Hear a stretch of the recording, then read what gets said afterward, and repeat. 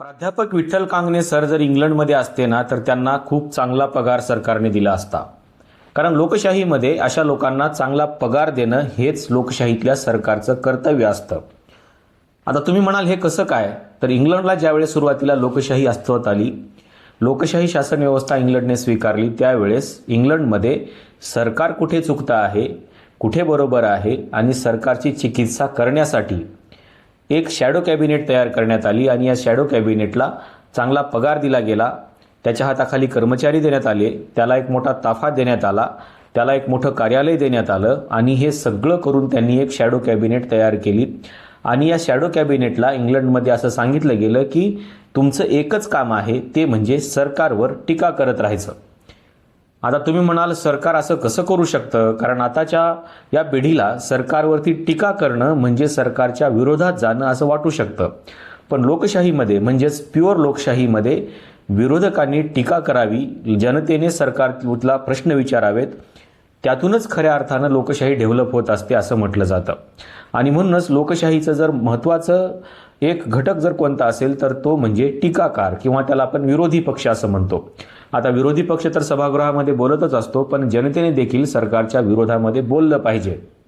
कारण जनता ही सार्वभौम असते लोकशाहीमध्ये. तुम्ही जर भारतीय राज्यघटनेचं पहिलं पान काढून बघितलं तर त्या उद्देशपत्रिकेमध्ये देखील आपण जनतेला सार्वभौम असं म्हटलेलं आहे. म्हणजे ह्या देशातली जनता ही सार्वभौम आहे आणि तेच लोकशाहीचा एक महत्त्वाचा घटक आहे. पण या लोकशाहीमध्ये सरकारवरती टीका करण्याचा अधिकार हा फक्त विरोधी पक्षांना नाही आहे, तो सार्वभौम असलेल्या या जनतेला देखील आहे. आणि म्हणून जनतेने सरकारवरती टीका केली पाहिजे आणि यातून सरकारने आपल्या चुका लक्षात घेऊन त्या चुका दुरुस्त केल्या पाहिजेत. आता भारतामध्ये देखील असे काही लोक आहेत जे सरकारमध्ये बसलेले आहेत आणि ते सरकारवरती टीकाही करतात. पण जनतेला जर एखादी गोष्ट सरकारची आवडत नसेल, जनतेला जर ती खटकत असेल तर जनतेने ते उघडपणे बोलली पाहिजे. आणि हा उघडपणे बोलण्याचा अधिकार लोकशाहीमधल्या जनतेला तर असतो, पण आपल्या भारताच्या संविधानामध्ये आपण तो आर्टिकल 19 मध्ये अभिव्यक्तीच्या स्वातंत्र्याचा एक भाग म्हणून देखील स्वीकारलेला आहे. आणि म्हणून अभिव्यक्तीचं स्वातंत्र्य हे महत्त्वाचं असतं आणि तीच गोष्ट विठ्ठल कांगणे यांनी लक्षात घेतलेली आहे आणि त्यांनी त्या सरकारवरती म्हणजे सरकार कुठे चुकतं आहे हे दाखवून दिलेलं आहे. पण सरकारने विठ्ठल कांगणे यांच्या इंस्टाग्राम आयडीला आता बॅन केलेलं आहे, बंद केलेलं आहे. हे योग्य आहे का? तर लोकशाहीमध्ये हे अजिबात योग्य नाही. जर इंस्टाग्राम आयडीवरती काही अश्लील टाकलं असेल, शिवीगाळ केली असेल, अर्वाच्य भाषेमध्ये बोलला असेल किंवा असंवैधानिक कृती केली असेल तर इंस्टाग्राम आयडी बंद करायला पाहिजे. पण जर अर्वाच्य शिवीगाळ केली नसेल, कुठली अश्लील एखादी गोष्ट टाकली नसेल, कुठलेही सरकारवरती खालच्या पातळीवरती जाऊन टीका केली नसेल तर सरकारने ही इंस्टाग्राम आयडी बंद करू नये, चालू ठेवावी. कारण लोकशाही जर सरकारने स्वीकारलेली असेल आणि हे सरकार जर लोकशाही तत्वावर चालणारं असेल तर सरकारने विठ्ठल कांगणेला घाबरण्याची आवश्यकता नाही. कारण विठ्ठल कांगणे यांनी भारतीय राज्यघटनेमधल्या आर्टिकल 19चा वापर केलेला आहे, तो त्यांचा फंडामेंटल राईट आहे आणि त्याचाच एक भाग म्हणून त्यांनी सरकारवरती टीका केलेली आहे. पण सरकारला जर हे वाईट वाटत असेल आणि सरकारला जर असं करू नये वाटत असेल तर लक्षात घ्या, सरकार लोकशाहीवादी नाही आहे.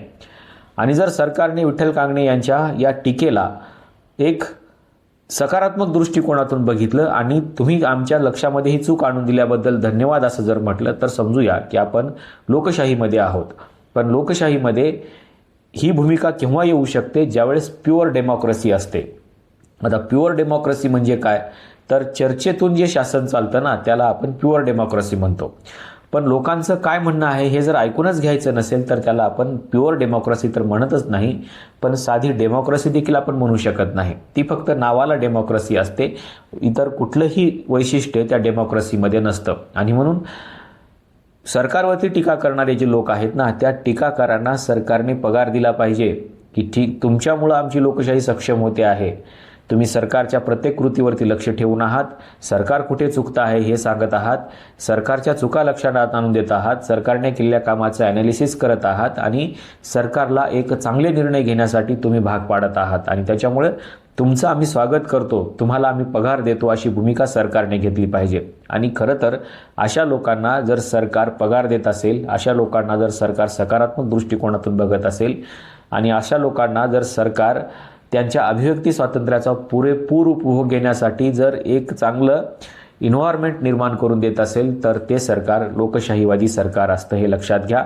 आणि जर ते अशा लोकांचं इंस्टाग्राम ID बंद करत असेल, अशा लोकांना काम करू देत नसेल, अशा लोकांना त्यांना बोलू देत नसेल, तर समजून घ्या की हे सरकार लोकशाहीवादी नाही. आणि म्हणून सरकारने विठ्ठल कांगणे यांचा इंस्टाग्राम ID चालू केला पाहिजे आणि त्यातल्या ज्या सकारात्मक गोष्टी आहेत त्या सकारात्मक गोष्टींचा स्वीकार केला पाहिजे आणि सांगितलं पाहिजे की तुमच्यामुळं आमच्या ही चूक लक्षात आली आणि त्याच्यामुळे ही चूक पुन्हा होणार नाही, हे आम्ही त्याचा प्रयत्न करू आणि अशा चुका टाळण्यासाठी तुम्ही आम्हाला सातत्याने सहकार्य करत राहा, असं सरकारनं म्हटलं पाहिजे विठ्ठल कांगणेंना. तर खऱ्या अर्थाने आपण लोकशाहीमध्ये आहोत, अन्यथा आपण लोकशाहीमध्ये नाही. आपल्याला नेमकं विठ्ठल कांगणे यांच्या इंस्टाग्राम IDच्या बॅनबद्दल काय वाटतंय सांगायला विसरू नका. जर खरोखरच लोकशाहीवादी सरकार असेल तर त्यांनी हा इंस्टाग्राम ID सुरू केला पाहिजे का? आपली नेमकी भूमिका काय आहे आणि आपल्याला नेमकं काय वाटतं हे सांगायला विसरू नका. आजच्या व्हिडिओमध्ये आपण इथेच थांबूया. धन्यवाद.